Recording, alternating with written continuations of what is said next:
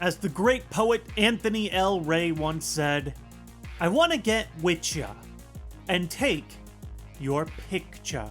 Okay, yeah, that's Sir Mix-a-Lot. But the point still stands. It's photography season, baby! After over 20 years, a new Pokémon Snap game is finally hitting the Nintendo Switch. To celebrate Snap season, we're doing back-to-back Snap videos, going over my top 10 favorite moments from each Pokémon Snap game. From challenging to silly to downright epic, we're gonna relive my favorite moments from each game. Today we're kicking it off with the OG from the late 90s, Pokémon Snap for the Nintendo 64. Let's talk about it.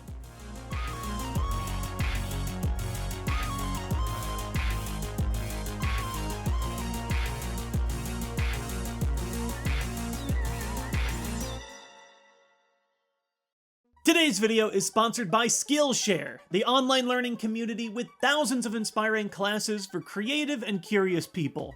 Skillshare is all about discovering that next great passion and growing your personal skills through easy-to-follow lessons, hands-on projects, and a strong community of fellow creatives. There's a ton of ways to jump in and learn something new online, like film and video editing, music production, or hey, we're playing Pokémon Snap today! There's tons of premium classes all about reaching a deeper mastery of photography. And despite the huge library of classes, Skillshare is also incredibly affordable at less than $10 a month with an annual subscription. As you know from this channel, I love falling into ridiculous new hobbies, skills, and challenges. My most daunting challenge yet has been working on my own basketball-themed video game, and Skillshare has already helped me learn more with my newfound love of 3D animation. Remington Markham's class, Blender 3D, your first 3D animation, was the perfect first stop for learning the workflow around the free app Blender. By learning how to use the animation curves in the graph editor, I learned how to transform linear ball movement into something with a dynamic squash and stretch. Perfect for my game. If you're interested in finding your own creative spark with one of these premium classes right now, the first 1,000 viewers to click the link in my description will get a free trial of the Skillshare Premium membership, so you can explore your creativity. Despite only having a few more than 60 unique Pokémon, the original Pokémon Snap remains iconic for how many unique situations and secrets are tucked inside within its linear on-rails levels. While we might not have easy access to those epic blockbuster sticker printers, I've created this photo board to help memorialize our top 10 OG Snap moments. Let's fill her up! Number 10. The Dancing Snorlax. Unlike many of today's picks, Snorlax isn't hidden whatsoever. To be fair, Snorlax is not exactly a Pokemon that's easy to hide, but it did take some time to get this lump to jump. It isn't until you return with the last item that you unlock that the real magic happens. Just like in the original Pokemon games, Snorlax is especially sensitive to the fat beats of the Pokemon flute, and he gets moving! Look at him go! The best part by far is that they gave Snorlax 3 unique animations for all 3 Pokeflute songs. Number 9. The Chansey Ball. Back at the beach comes one Pokemon that genuinely surprised me as a kid. Eevee's doing figure eights at the left here with a polygonal pink ball. This ball leads to the most unfair episode of Who's That Pokemon since... Jigglypuff seen from above. When finally getting hit by a throwable, we learned that our mystery pink spherical Pokemon was actually Chansey? They put my boy in a wind zip. I just always found it hilarious that they chose to disguise such a jumbo Pokemon in such an obscure way. Miraculously, the egg goes unscrambled. Number 8. The Hidden Ditto. Of course, I had to sneak my favorite into this list somehow. Ditto sneaks into the cave stage under the guise of a Bulbasaur, using its iconic anime-inspired Duplica derp face. My favorite part about the Bulbas is that you can actually submit them to Oak and he grades them as actual Bulbasaurs. Pokemon expert my ass! Of course, by the power of the Pester Ball, you can reveal the truth. Ditto was a particularly fun Pokemon to capture as a kid because of its gelatinous wiggle animation. I used to spam the camera on it in search of the absolute dumbest squash Ditto photo that I could find. Number 7.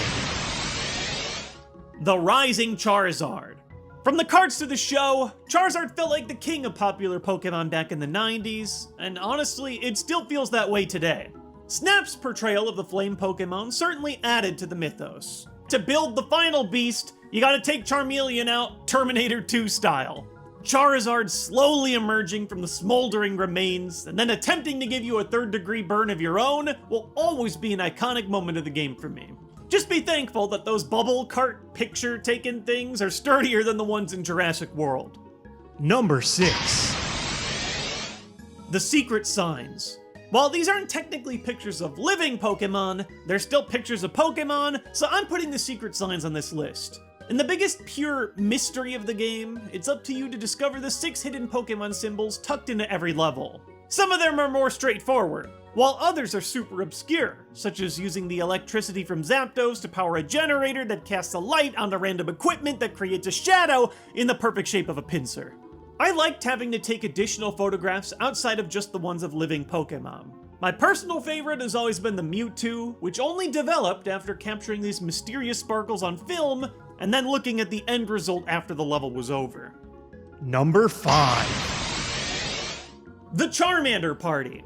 While a big challenge to Pokémon Snap is getting the best photos and discoveries while under the pressure of a limited time, the Moltres egg on the volcano stops you dead in your tracks until you decide to move it out of the way. And while there is a legendary bird waiting for you, the real party starts when you turn 90 degrees to the left, 2 Charmanders, feed them until they each call 2 more friends, and it's time to party!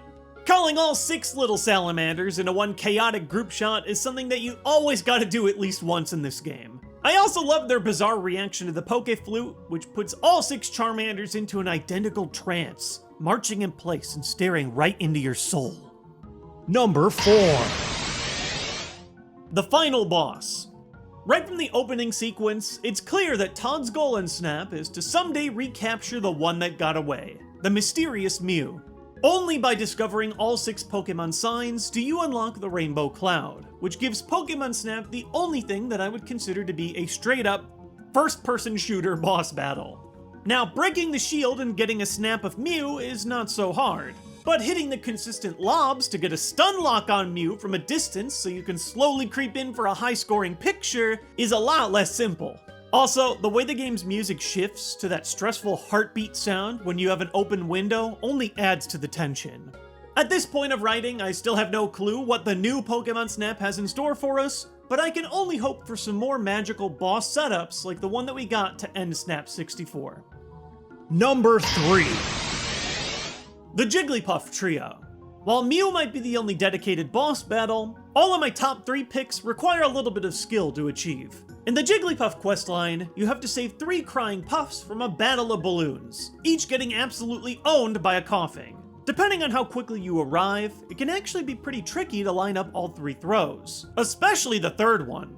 Depending on how many puffs you pardoned along the way, you can get up to a full trio of Jigglypuff rocking out in concert as a reward at the end of the stage. And as much as I love the festivities here, my favorite version of this only happens when you try and upstage their music with your own Pokemon flute. It's just like the anime. Number 2.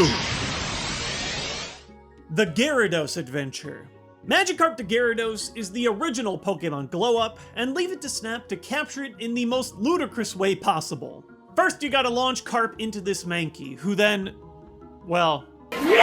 Then, a bit later in the stage, when you see Magikarp crashing down from the heavens, skip him like a stone into the waterfall.